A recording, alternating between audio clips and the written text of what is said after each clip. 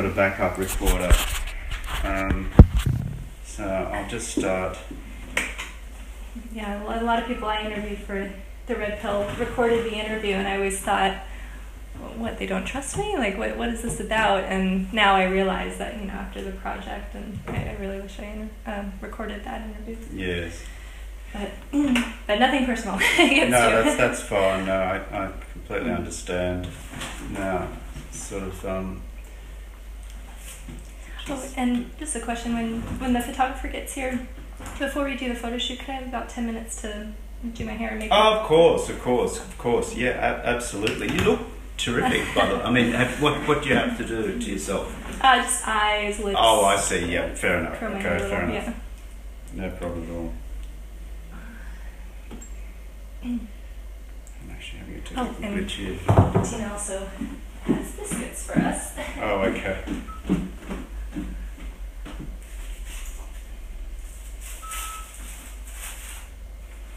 Unfortunately, this section, I can't see if this is on or not. Okay, that's terrific.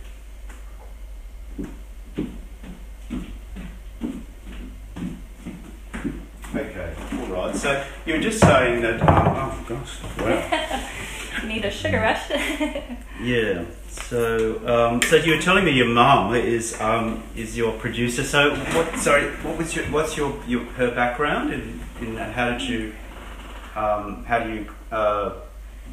transition into filmmaking? That kind of thing? Exactly. Well, let me get this right. So, she was first a career consultant, where we're living in Seattle. I grew up in Seattle. I moved there when I was about 3 years old and lived there until, I guess, 14. And so she was a career consultant in Seattle where big corporations would lay off hundreds, maybe thousands of people, and she would do these workshops where she would help these, laid off individuals find their passion and a new road for their career. And so a lot of what she did was a personality test, trying to tap into what's people's innate, passion in life. And which, later in my life really showed through, because she's always encouraged me to follow my heart and what I want out of life, and not, be driven by money or success or anything like that, but just really what fulfills you in life. I think someone's here. Is that? That's not the photographer. I don't know who it might be. It might be a son, maybe?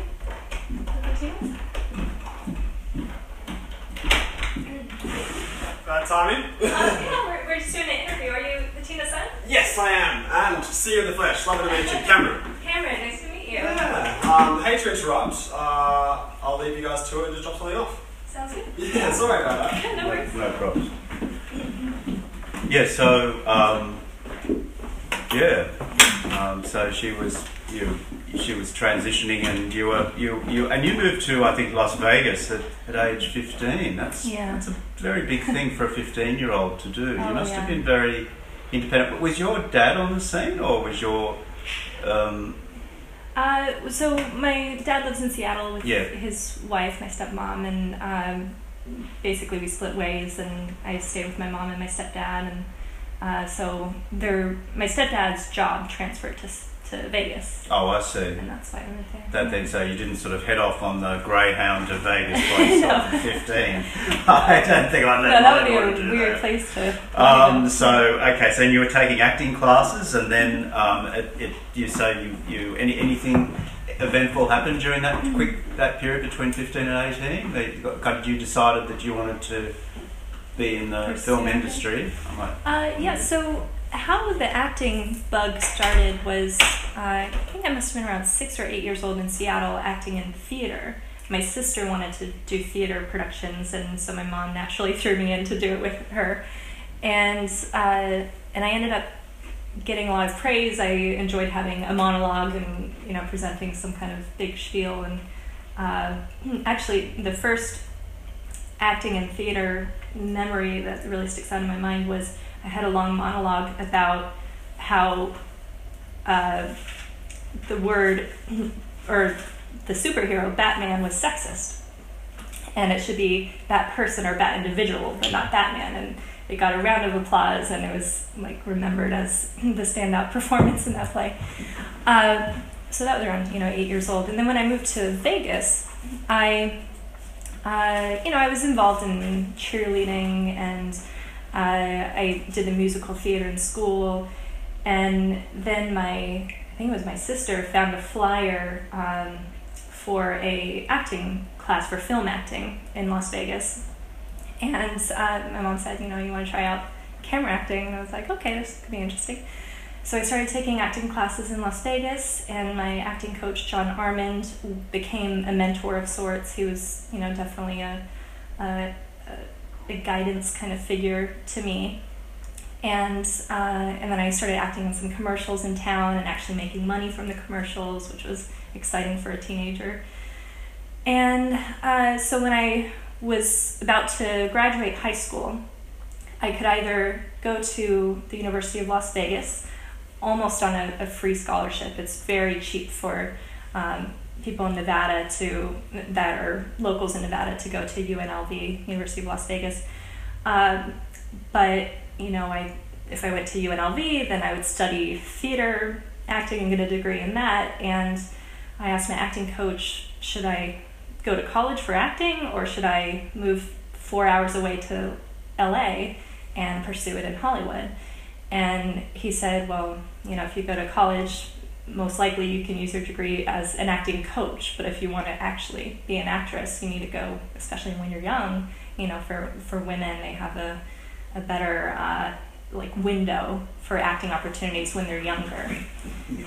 So I decided to move to LA at 18, and I didn't know anyone in town. You moved by yourself without any, Yeah, got a studio apartment and got into acting classes there, and it was one of the most depressing points in my life because I was very lonely, and I was questioning, what am I doing with my life? And I wasn't having any kind of big breakout success there, and but I met a lot of great people, and so I ended up staying in LA from 18 years old to about 21, 22 years old.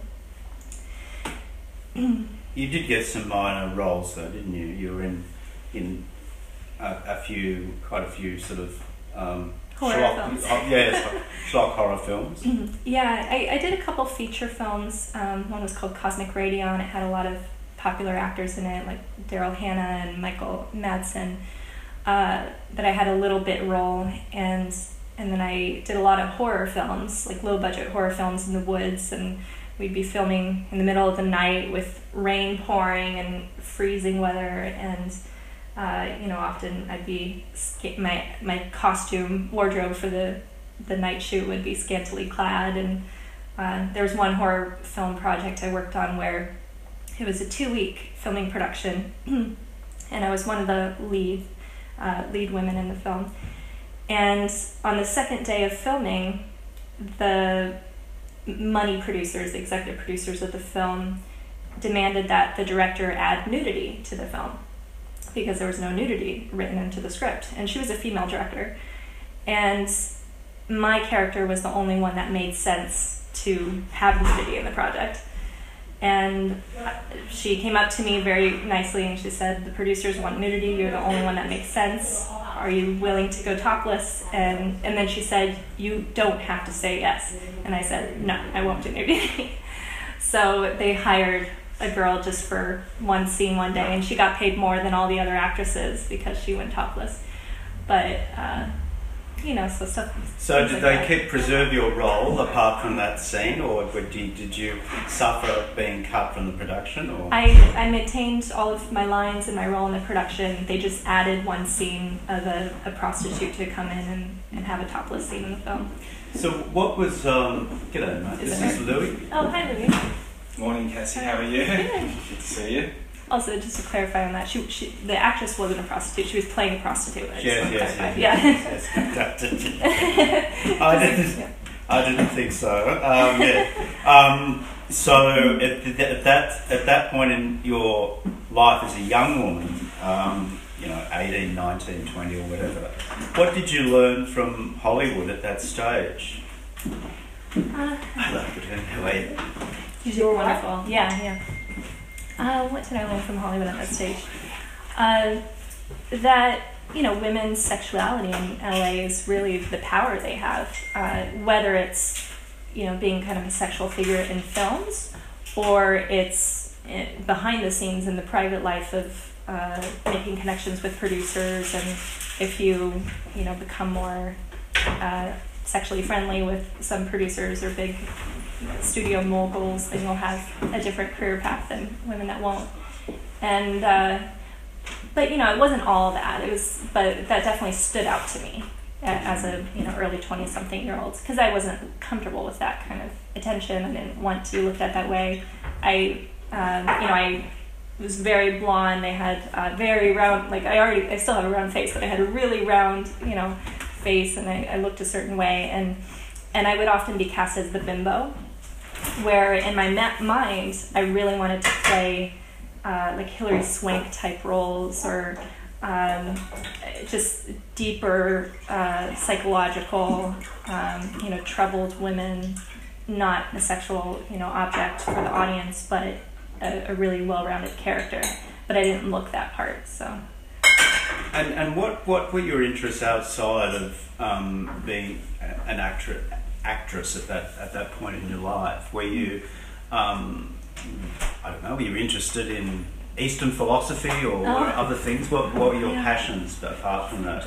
Well, it's funny you bring up philosophy. My favorite book is a book called Sophie's World, and it's about a young woman who receives letters in a mailbox from a philosopher, an anonymous philosopher, and she's. I think I've heard of this actually. Yeah, keep talking. I think he's Swedish or Dutch. Yeah. The writer, but it's kind of it's a breakdown of historical philosophy, but how it's presented in this book is how to describe these big ideas to this very young, innocent-minded girl, and so I liked that approach. So you were kind of thinking bigger at that point. You were kind of, in a way, and correct me if I'm wrong, playing the game to try and get the game of Hollywood, that is, to get those roles. But yes. you had higher ambitions.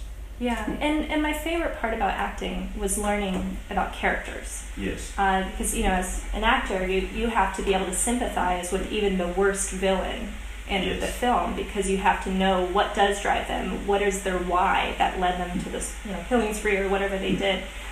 So even, actors who play villains need to find a way to tap into that part of, the human psyche. So I really loved breaking down characters.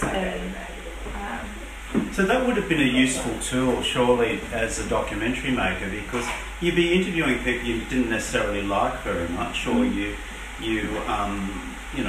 might have liked, or you had to listen to them, and try and understand where they're coming from. Yeah. Would that be right? Absolutely. And I think that if that's a muscle that you train to be able to empathize or sympathize with someone with a different life experience than your own, I think the red pill was the most extraneous of training that I had to really put myself in these guys' situation and think about how would I feel if I were in their shoes, because I really did otherize them. But sorry, I'm jumping ahead to the red pill. No, that's fine. I mean, I was expecting you to do that, or you could also talk about a couple of the other projects you worked on earlier. But it's interesting. So tell me a little about that big jump from, doing these roles, trying to get some traction as an actress, and then deciding, hey, I want to be in control, I want to be behind the camera. Tell me a little about that. Well, another passion of mine is I've always been very career-driven. I haven't been driven by the idea of starting a family, or I can't wait to have kids, or be a stay-at-home mom. Now I'm 31 and I'm really just starting to think about that now, but my entire 20s I've been focused on career with tunnel vision. And so when the transition from acting to documentary filmmaking came in 2007, 2008, there was a writer's strike in Hollywood, so the Writers Guild of America, the union there, went on strike, and they refused to work on the shows or write for movies, and basically Hollywood went into a depression, and the people who were striking were growing long beards, and it was a big kind of hurrah. It was, it did go on for a while, didn't it? Yeah. Yes. And so as, a young actress around, I guess maybe I was 21 around that time, 20, I was very frustrated because now I have almost no auditions, and as an actor you have to rely on people to be able to give you that opportunity to be in their project.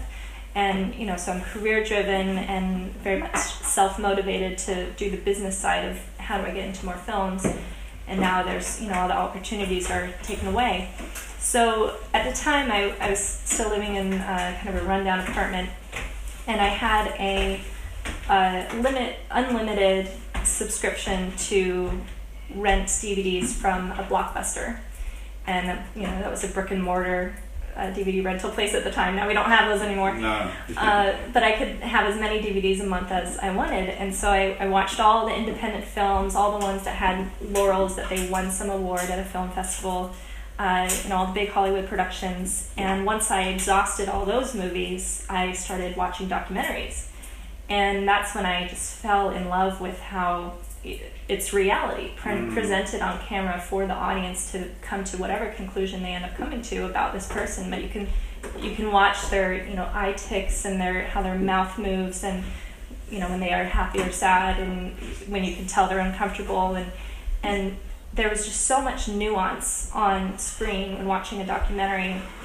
and more than I think you can even write a book about or write a script about. I don't think actors can portray that kind of presentation of a character like a real person can do about themselves. And so I was just fascinated watching all these little moments in documentaries, and because I was so interested in characters, I think that it was a natural, I gravitated to that naturally. So during this lean period, were you waiting tables, or what were you doing? Yeah, you were doing the usual Hollywood thing, were you? Yes. Kind of working in restaurants and all that kind of stuff. Yes, and I was a horrible waitress. Horrible. One time I was working in a very nice fine dining restaurant, and I was taking away a finished plate, and I dropped the steak knife in a man's lap. It didn't stab him, but it was, the whole restaurant was horrified, and I was a really bad waitress, which, to act in Hollywood, you really need waitressing skills. But yeah, I at one point I was selling cars. You were selling cars? I was selling cars. Do you know anything about cars? No. And the person who ran the dealership said that women had higher sale rates than the men, because when women are talking to male customers, the men are swayed more often, and so he assured me that... Wow. Well, he said that, I don't know. Because women buy most cars and make most choices with cars in Australia. I don't know what it's like. Well, I was selling dealer to dealer, so not to direct consumers, but so we were trading cars between dealership to dealership across the country. But I didn't last there long, maybe 4 months. And what else did I do? I did a lot of extra work, which is behind the scenes, people walking in the background of a shot on a film. Did a lot of that. So I'm just wondering, because I haven't seen your earlier work, which I'm going to do, but it really struck me in The Red Pill, your gift for interviewing. You've got that, you're very relaxed, very poised, and you've got that kind of gift for silence, giving people the opportunity to talk. Where did you get that from? Probably because I'm an introvert. I'm very shy. That's partly why my mom put me in theater. I'm naturally a very quiet person, but I love to observe. If I had the option to observe or present, I would observe. I think I also like slower conversations. I don't know if you saw the Project interview or the Sunrise interview, but I haven't seen that yet. Yeah. I don't want to get annoyed watching it, so that's good. I've held off on that. but I don't like interrupting people, and I don't like to be interrupted. So yeah, I think, silence, I think people also reveal more when you give them the air to speak like you are. So what is the art of documentary making for you? What is it about? What makes it art? Oh gosh. Well, I think the art of interviewing is to get your subjects to trust you. And that's difficult in a lot of ways. But I had previous work to show men's rights activists how I present interviews in my previous films. It's interesting you say that, because your earlier work was kind of probably work that they wouldn't have been interested in. I mean, there was the marriage equality and maybe, Daddy I Do, they might have seen that, but that was hardly kind of, I gather, that incredibly sympathetic to the purity movement. It was kind of a look at it, an examination, and a fascinated look at it. Yeah. Why did you think that they would, for argument's sake, go with you or trust you? Well, not all of them did. I had people decline interviews, but I think why the MRAs that I interviewed in the Red Pill did let me interview them is because they didn't have much to lose. They'd already been smeared and slandered so many times and taken out of context, and they'd never had a documentary filmmaker approach them. It was usually a news program or a paper or something, a magazine. And so I think they were just curious what would happen, and they just really didn't have much to lose. They all thought we are taking a huge risk by letting this woman film us, and many of them did know I was a feminist, so they really knew they were taking a risk. Yes, you do say things in the documentary about. You've actually said in an interview, I think, that I read yesterday that, and correct me if you're misquoted or if it was taken out of context, but that you really wouldn't have wanted to be a woman, say in the 1950s or 60s. You've enjoyed, in a way, the fruits of feminism, haven't you? Absolutely.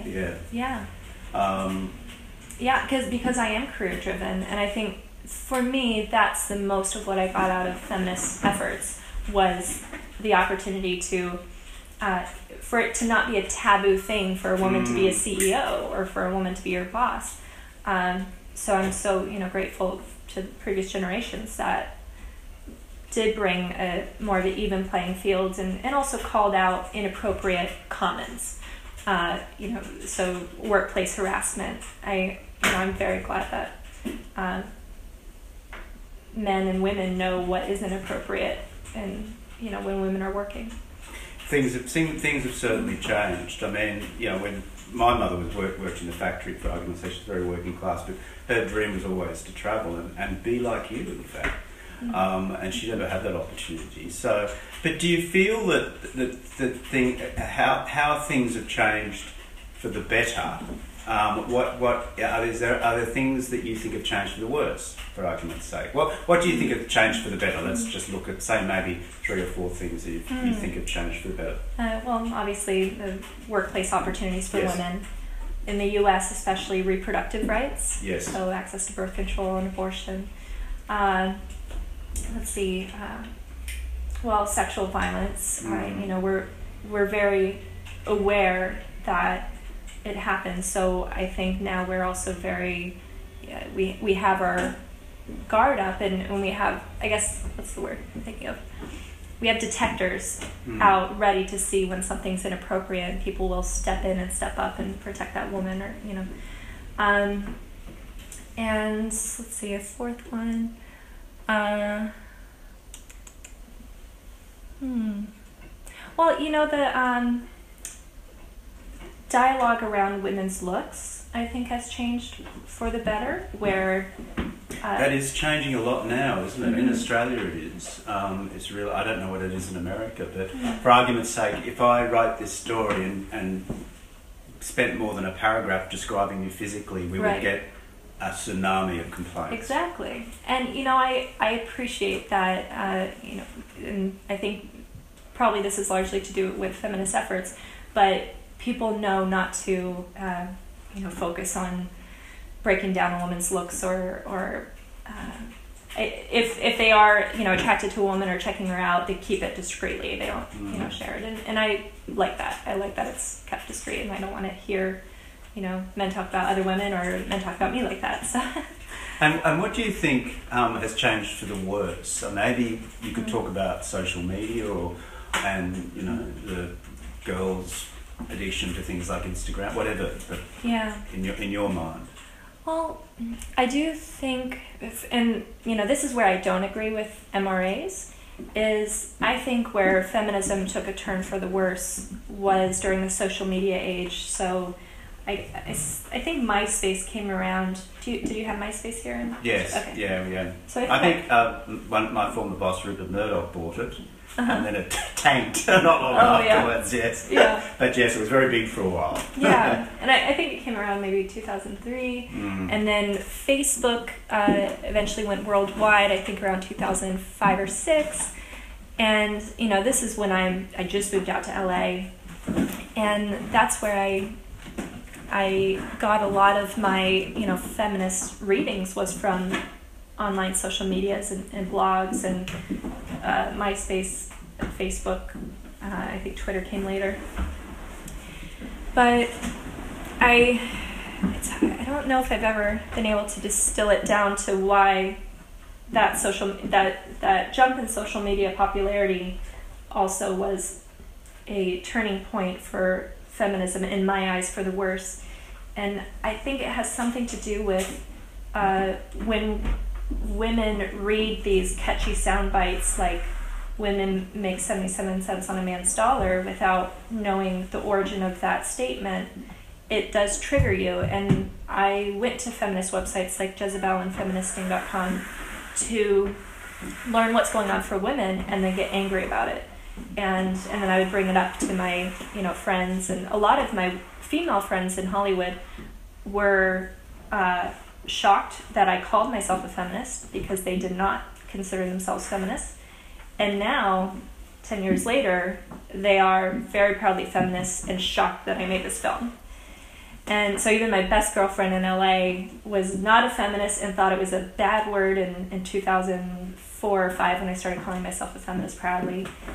And then now she is a feminist and I'm not. It's interesting, isn't it? Because it sounds like it kind of parallels a situation in Australia because quite a few years ago the word feminist seemed to be unfashionable, and now it's fashionable again. And kind of when you're a feminist it was unfashionable, and now you're talking against some of those the aspects of feminism anyway. It's suddenly it is unfashionable, but then it's caused a lot of controversy, I suppose. So, so with your earlier work, what drew you to those two projects, quite briefly, if you wouldn't? We haven't got a lot of time, but also what drew you to do the Red Pill? So let's start with Daddy I Do. Yeah. Well, that really was my first passion project, and the reason I chose that topic for my first film was. So I was watching all these documentaries from the video store. I told my mom, I think I could do this. They were so, low budget filmmaking. I thought, I could do this, let's try it. My mom was a photographer. That was a side passion of hers. She did a lot of my headshots as an actress, so she learned camera and lighting. And so she asked my uncle, who works in sound for video productions, my mom asked my uncle to pick a very nice video camera, and so he bought our first video camera, and my mom read the manual and learned how to use it. And my mom said, well, what do you want to make for a documentary? And my first big idea was I wanted to go to Africa and film women in Africa. I'd never been before. And she said, for your first film, let's stay closer to home, just to, test the waters, if you could do that later. Ambitious. Yeah, and in 2012 I ended up going to Africa to make a documentary, so it did happen. But, so my mom said, let's stay close to home, and there's a common saying that writers should write what they know. So we thought filmmakers should film what they know. And when I was growing up, I was very heavily involved in the church, in evangelical Christian. That was my whole upbringing, and that was really my world. I was at church Sunday morning, Sunday night, Bible study, luncheons. And is that from your mum or your stepdad or your dad? My biological dad. Right. Yeah. And then, so when I was around 13, 14, that's when I separated and went with my mom and my stepdad. And my mom stopped being a Christian around that time, and I held on to my Christian faith until I was about 18 or 19 years old. When I moved out to LA, I still tried to seek out churches to go to, and something I found really fascinating when I went to the churches in LA was how many people didn't walk their talk there. So there were a lot of girls I was going to church with that had abortions, and I was very anti-abortion growing up. And then that's, when I started shifting, was actually making Daddy I Do.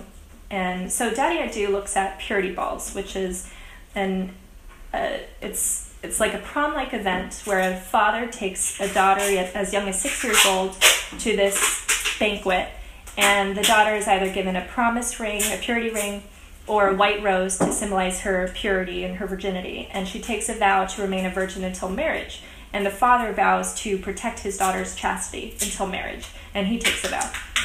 So I heard about these purity balls happening in the Bible Belt in the southern states in the U.S., and I was fascinated by it because I did a similar program when I was growing up where it was called the Missionettes. It was kind of a Girl Scouts for Christian girls, and I wore a purity ring and vowed to remain a virgin until marriage. And then hearing about this purity ball, I thought, well, I probably would have done this if I lived in the right state. So my mom and I decided to make a film about purity balls, and we traveled the U.S. and met people who were participated in the purity balls, these kind of sex education centers that were faith-based, where they only teach abstinence until marriage, and they don't teach about condoms or contraceptives unless they talk about how ineffective they are. And so we interviewed those people, and then we also interview comprehensive sexual education researchers who say that in the film we show that the evidence shows that if you teach teenagers and youth about condoms and contraceptives, it actually doesn't make them more likely to have sex earlier. But if you don't teach them about condoms and contraceptives, the teen pregnancy rate is much higher, and STD rate and that sort of thing. So the film does end up, although we look at both the abstinence-only approach to sex education and also the comprehensive approach to sex education, my film ends up, saying that comprehensive is the best for our youth. And I also interviewed feminists in that film, and one of my idols at the time was a very prominent feminist named Amanda Marcotte, and she was in Daddy I Do. During the release of The Red Pill, she wrote some mean tweets about me for making that film. But yeah, it's interesting, isn't it? So the doco on marriage equality, that too, Daddy I Do was really well received, and the marriage equality. Just briefly tell me a little about that. Yeah, so it was at a time when gay marriage was still illegal in the U.S., and there was one family, two fathers that were married, that there was a window in California where a couple thousand gay couples and lesbians were able to get married and still be recognized in the law. And then during 2008, this Proposition 8 was passed in California that banned gay marriage in California. So there were only these, couple thousand couples that were still remain married. So we found this one couple near where I live in wine country, Napa Sonoma area in California. And they had two adopted children, a boy and a girl. And they had so many things about their story that just really succinctly described the issue of LGBT rights. So one of the dads was a police officer and a Gulf War veteran in the military. The other dad is a stay-at-home father.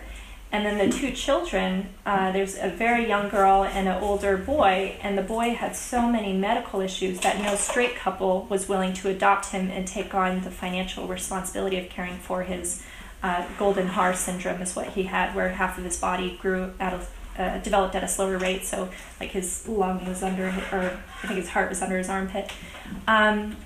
So this gay couple was willing to take on the financial responsibility, and this young little baby girl was so adorable, and all these straight couples did want her, but they didn't want her brother.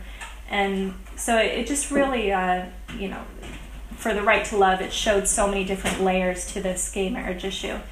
And I spent just over 2 years making that film, and it was very well received in LGBT rights organizations. And yes, yeah. Well, you had these pieces of art behind you that were very well received, and then you've come to the MRA film, and there's all this kerfuffle, and there's been a lot of drama in Australia. Yeah. So I'm not going to guide this. You tell me what happened. For arguments, let's talk about the project. I gather it was heavily edited. Yes. Yes. Very heavily edited. My whole interview with them was at least 15 minutes long. I didn't have a time clock, but it definitely was at least 15 minutes long. And they cut it down to under 5 minutes. And what was probably the most upsetting to me about the project interview was that in their 4 or 5 minute video edited introduction before my interview, they included all of these lies about my film and about me that they ended up asking me about in my full interview, and they deliberately took out my answers to those lies. So one of the lies was about how the film was funded, and in their edited intro of the film, to the segment, they show this graphic that says 2,300 MRAs funded this film, and that is completely, probably the worst kind of lie spin on that topic that I've heard from any kind of press in the world, to suggest that over 2,000 MRAs funded this film. And when they asked me about it, I think Waleed was his name. Waleed, yeah. And when he asked me, how was this film funded? Was it funded by MRAs? And I said, well, actually, the film was funded by 3 self-identifying feminists. Myself, my mother, who's my producer, and my fiance, who's the director of photography, the cinematographer. And the 3 of us funded all of our 2.5 years of filming and equipment and travel and all of that. And then when I needed post-production funds for editing, I was actually offered a very large chunk of money from a feminist organization with the caveat that they would have control over the final edit. And I told this to the project, and I said I couldn't give up creative control of the film.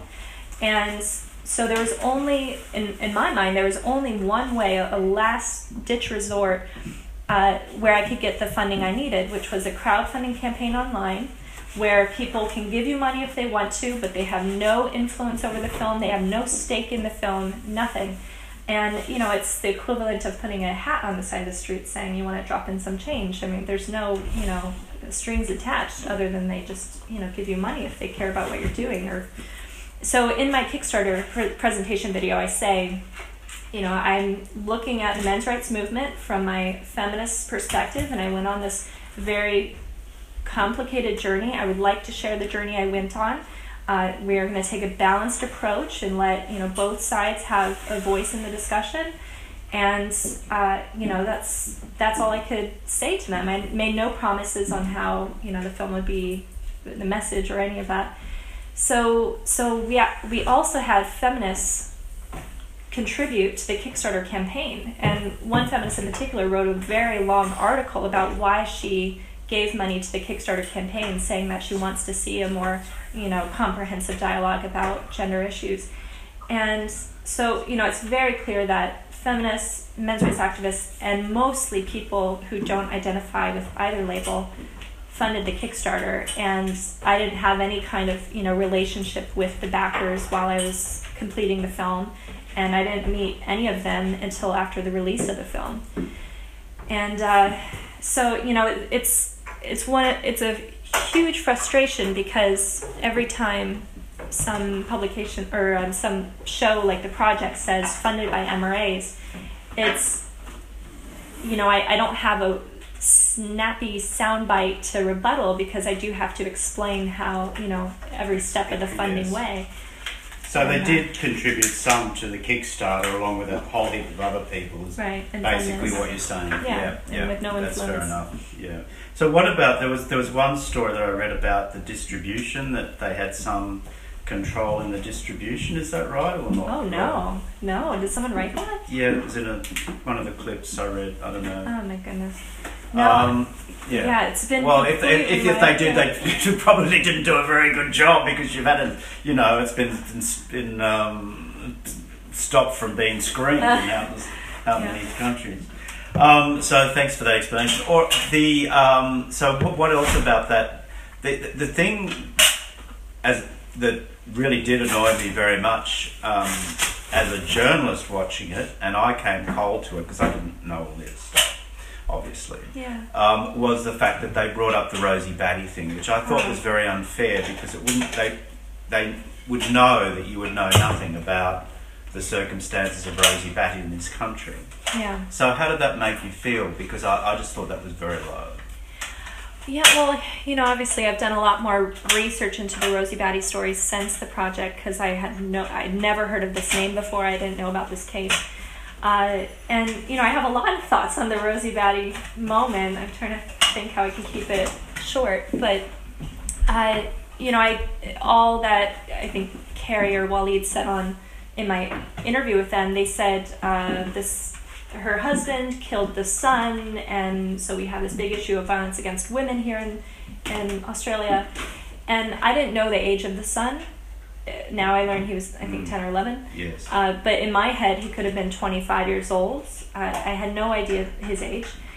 And, I don't know if my answer would have changed knowing his age, but there are, many men who are victims of domestic violence by male figures, and they're still victims, though. And that's the point I was trying to convey, is that the men's rights activists are trying to bring the discussion of male victims to the table, and the need for resources and funding for these people, and also the cultural dialogue around male victims. We shouldn't be laughing at them or thinking because they were killed by a man they cancel each other out, that we don't need to care about male victims because they were killed by a man. It's the Rosie Batty comment was really perplexing, and of course I had no idea who she was. Well, the thing that was completely missed was that that the ultimate victim was the little boy. Mm-hmm. I mean, the mother obviously was a terrible victim as well, but there's no way around the fact that that the son was the real victim here, because he lost his life. Right. And a lot of people have come up to me in Australia talking about that Rosie Batty thing, and they've told me to look into Raina Thaide, who, if you've heard of her, she's apparently an Australian who killed 7 or 8 children with a knife in her home, and she had a bout of schizophrenia, and she was let off because either she or the judge said that she would live a life sentence in her mind.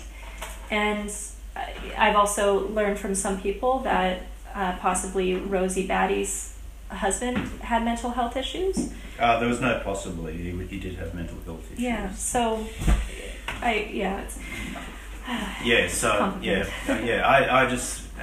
I mean, if it's any very small consolation, I just thought it was kind of a bit of a shaming moment in Australian journalism that they did that to you. Mm-hmm.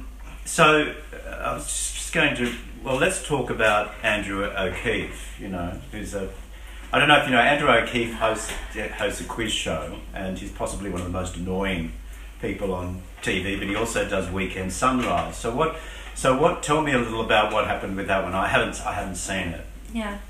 Apparently the producers of Sunrise assured to Bettina that Andrew would not be interviewing me because the producers believed he wouldn't give me a chance to speak my piece, and so the producers via email told Bettina that only Monique would be interviewing me. But in my interview, I'm simply looking into a lens. I can't see who is on the panel that I'm communicating with.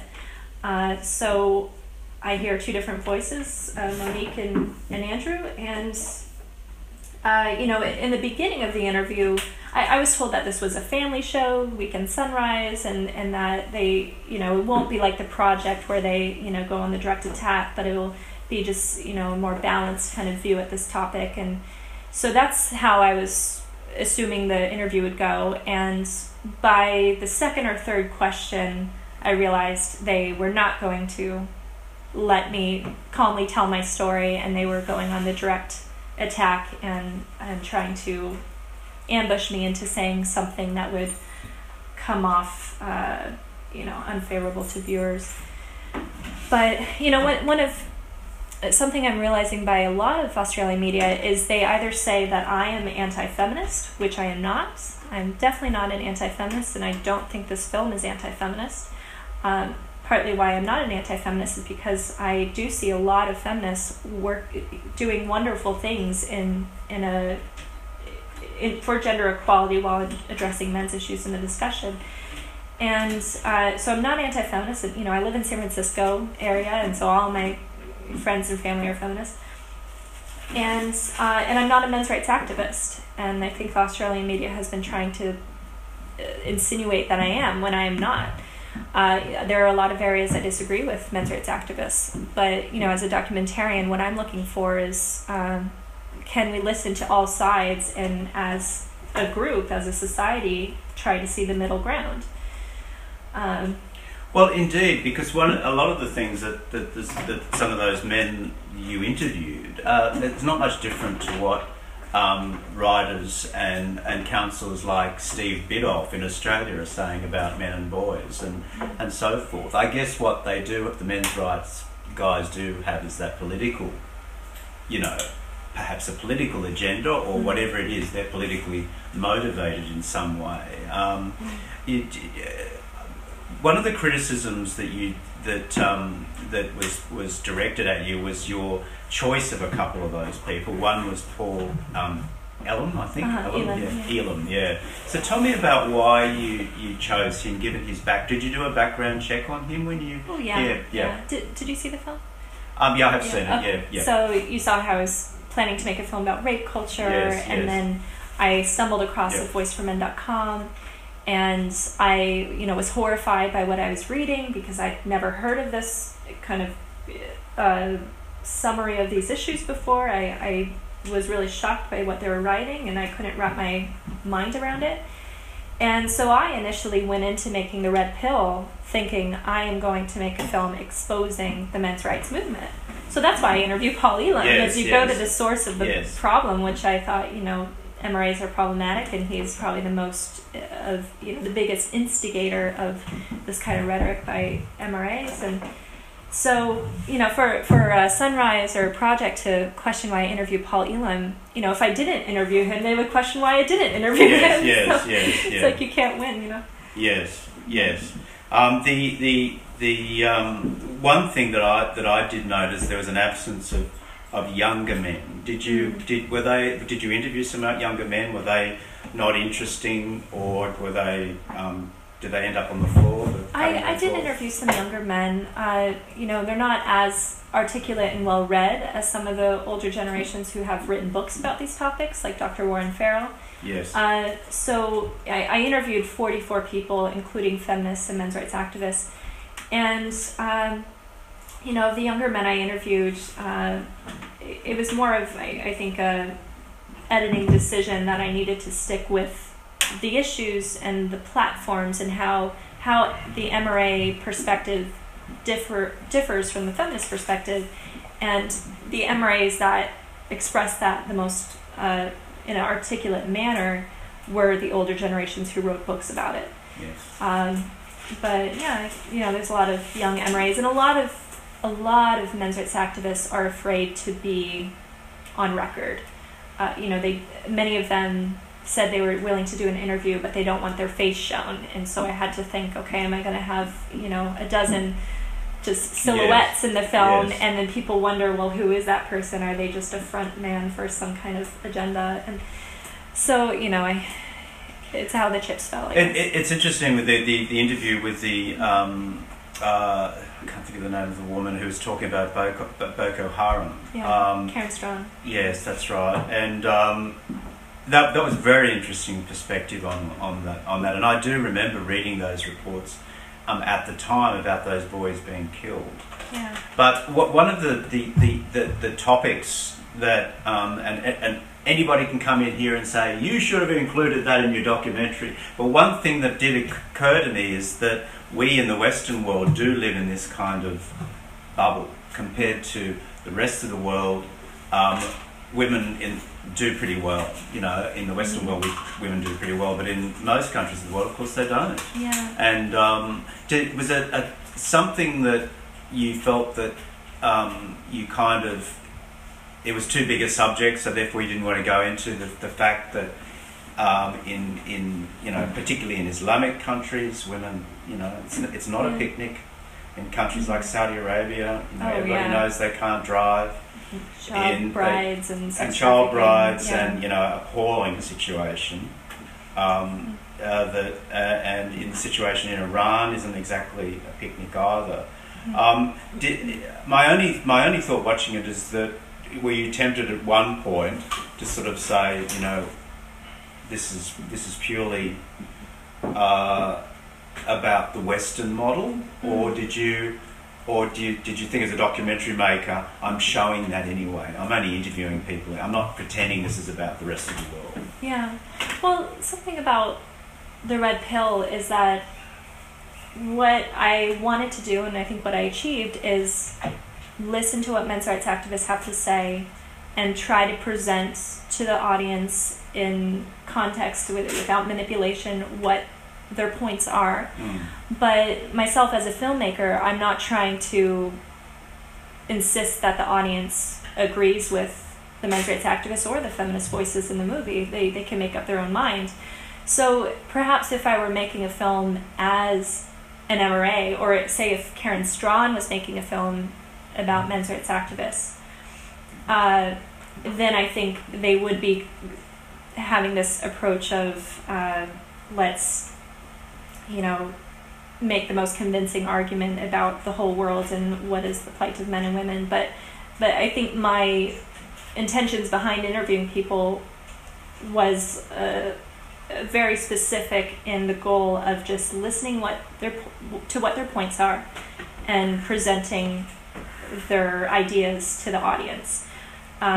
So, you know, I've certainly brought up in my interviews, I have over 100 hours of footage and the film is 2 hours long. So I did bring up in my interviews, well, what about sex trafficking, and what about child brides, and what about foot binding, and what, you know, I bring up these women's issues, you know, maternity, deaths and pregnancy, and like all these kind of issues. And what the response would be is that, yes, those are women's issues and those need to be looked at. And there is a movement that is looking at those things and wanting to bring light to those issues.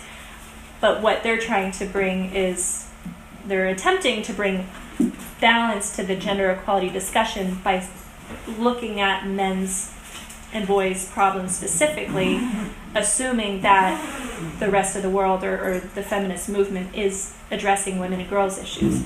So they acknowledge that those, you know, women's issues are issues, and they're trying to bring balance to the discussion. And that's partly why I'm not a men's rights activist, is because I don't see the men's rights movement as the entire picture. You know, just as much as feminists have tunnel vision or the blinders on for women and girls issues and only recognize when women are victims and men have privileges, I think men's rights activists can fall into that trap as well, as having tunnel vision of only wanting to you know, bring up where men are disadvantaged and women have privileges. And so, you know, I think they're both only half of the story. You know? Yes, yeah. Well, I think it's a tribute to you that you've got some pretty difficult subjects, and subjects you may not agree with in many ways, and some aspects you may think, well, they're making a reasonable point. But the bottom line for you as a creative person was you got them to open up. I sort of I wonder what your next project might be. Oh, me too. You mentioned going to Africa, and I saw some stills from you, a lovely shot of you kind of peering through the lens at these little girls in Kenya or somewhere in the world. Swaziland. Swaziland, yeah. In South Africa. Yeah. I kind of see a lot of ambition in your eyes. I wonder what the next thing may be. You've got nothing in the works at the moment? I've been turning over many different rocks, trying to figure out what is the next project, and I think oftentimes my films relate to what chapter I am in my life. So, because I average 2 to 3 years to complete a film. The Red Pill took 3.5 years. But, so I have to think about what will keep me interested and motivated and inspired for 2 or 3 years, and also what will be relevant in the year 2020. So it's a lot to think about. And do you think that coming to Australia and dealing with the press, and there's some very good media in Australia, for them. But do you think that the wall of political correctness is higher and thicker in Australia than it is perhaps in America or in wherever you've been in Europe and the UK? I'm so curious what is different about Australia that makes the Red Pill movie so feared here, and so many instances of censorship here. And I don't know if it's because you have very strong feminist movements here, or organizations that work on women's issues that potentially very subtly kind of give a anti-male mindset to the public without even realizing that it's happening. So obviously violence against women is a huge issue in Australia, so that I've learned. I don't know the exact numbers, but it's also pretty much in the rest of the world. It is a worldwide issue. But the approach to addressing those types of issues is very important, because it shouldn't be blaming all men as potential perpetrators and saying only women can be victims.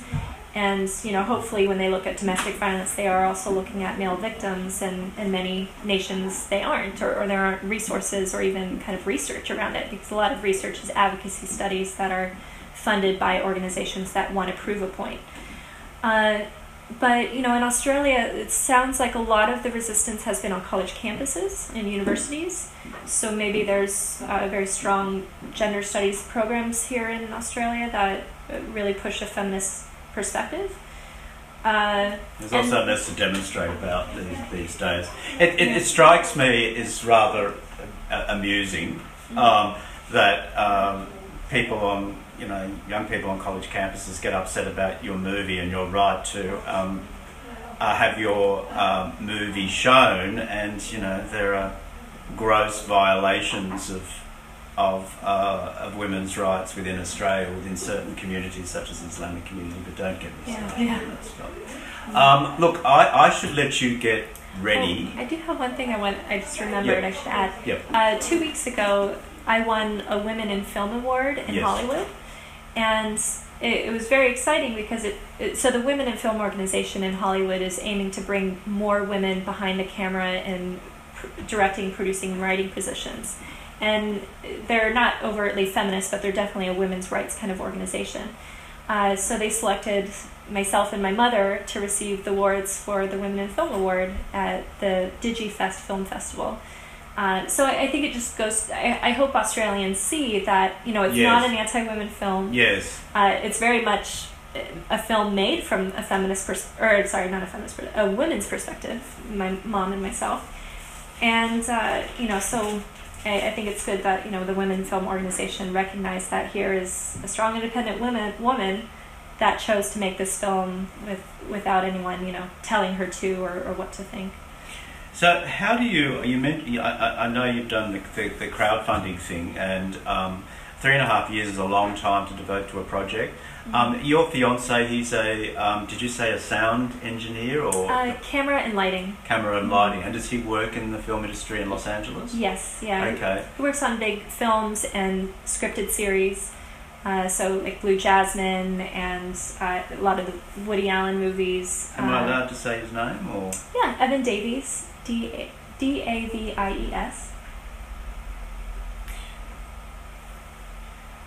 And I've been with him for 6 years, and so we were together 2 years before I started making the red pill. And what's his feeling about the project and how it's been received? You know, he's been so supportive. He grew up in Berkeley, and you know, very much in the kind of the feminist hubbub of the Bay Area. And he, at first, when I was making the red pill, he was certainly raising his eyebrows, like, "What are you doing?" And you know, he saw my whole evolution throughout making the film, the high ups and downs, and having, you know, basically on the verge of mental breakdowns at moments where I'm starting to question my feminist beliefs and feel completely, you know, lost. And yeah, I guess what you don't see is a lot of that, you know, those 100 hours of other work in that kind of. There is one scene, I think you're in a hotel or something, and you're looking quite exhausted, and of course in a 2-hour documentary, and it goes quickly actually. I think, is it 2 hours? Because it moves, just under 2 hours. It's very well paced, so you go through and you think, oh well, it's over already. But there is that scene, and I kind of, you know, you did look really tired, and what probably somebody just watching it doesn't appreciate is you've interviewed 10 times the number of people featured, spent 3 years full time travelling across America, probably, you know, some cost to your you know, emotional and private life. It's hard work. It is, and I hope to release the raw footage eventually when I have time to go through it and put it online for free. Yes. Just so, because I think, you know, more information the better for people to look for themselves at the question I asked and how people like Paul Elam responded to those questions.